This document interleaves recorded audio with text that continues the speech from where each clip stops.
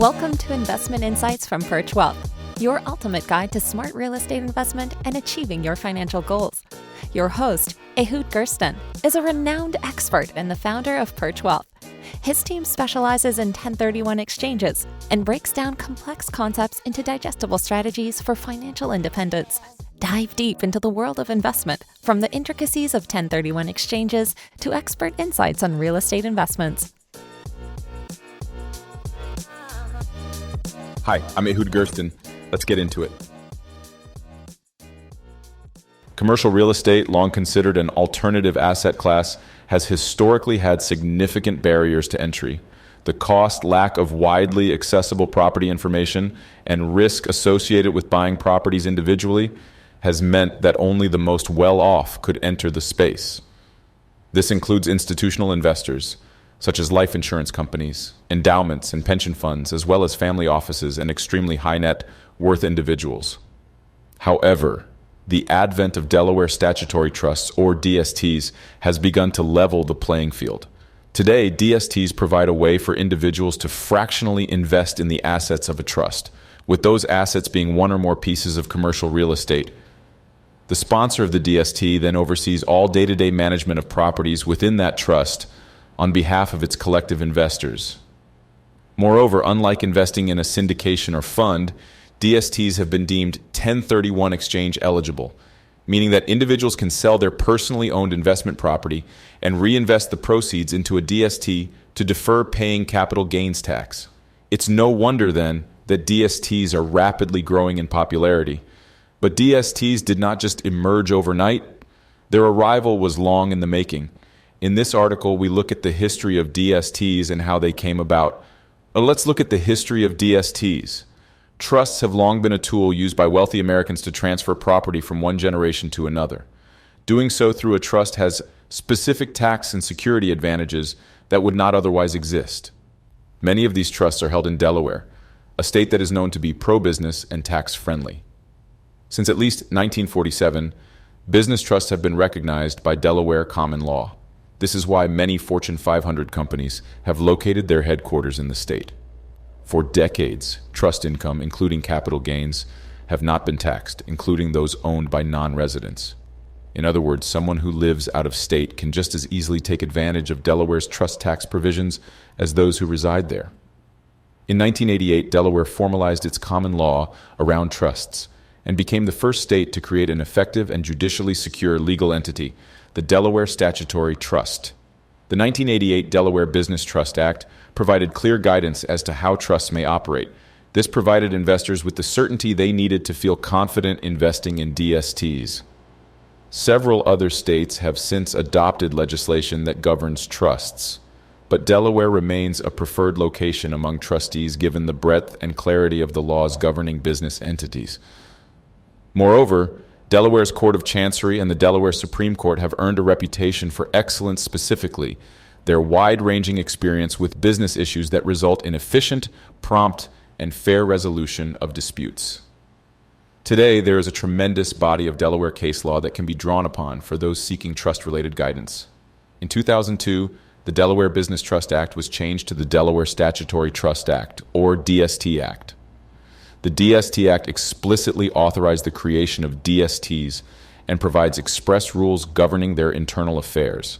The DST Act identifies DSTs as a separate legal entity that may conduct any lawful business or purpose.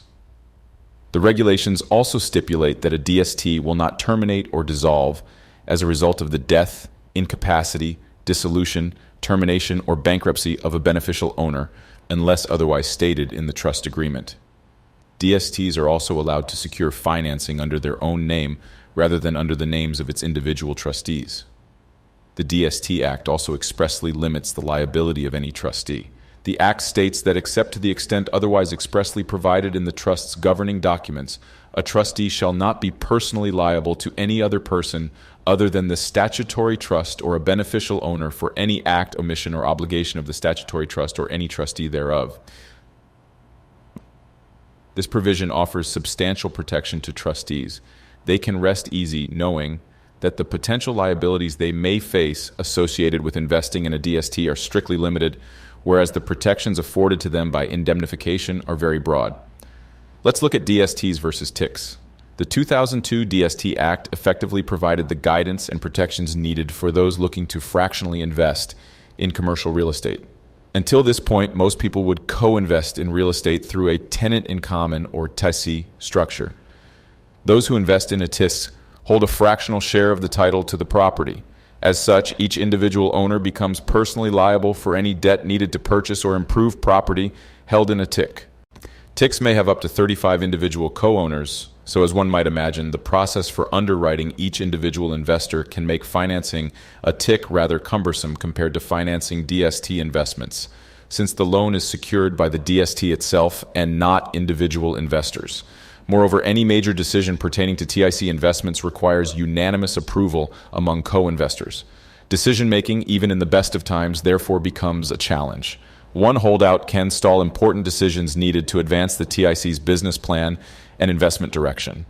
Despite the clear advantages to investing in a DST versus a TIC, many continue to opt for the latter until the mid-2000s.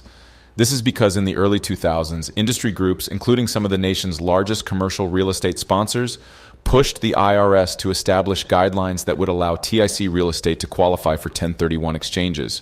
In turn, those who sold individually owned investment property could reinvest the proceeds from the sale into a TIC to defer paying capital gains tax, sometimes indefinitely. This led to more people investing in TICs than ever before.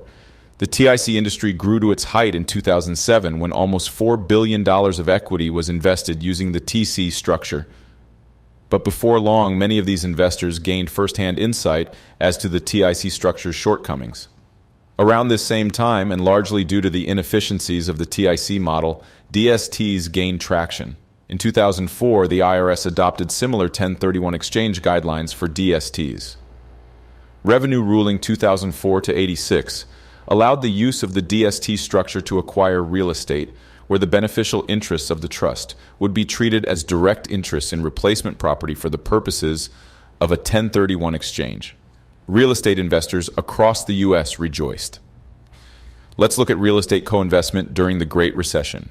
Both TICs and DSTs were dealt an enormous blow when the Great Recession hit in 2008. Investment in syndicated real estate fell off a cliff. TICs suffered more than DSTs. By 2009, less than $250 million was invested in TICs, roughly 6.25% of the equity invested just 2 years prior. Across the board, lenders became conservative. Very few in particular wanted to invest in TICs given the need to underwrite each investor's creditworthiness.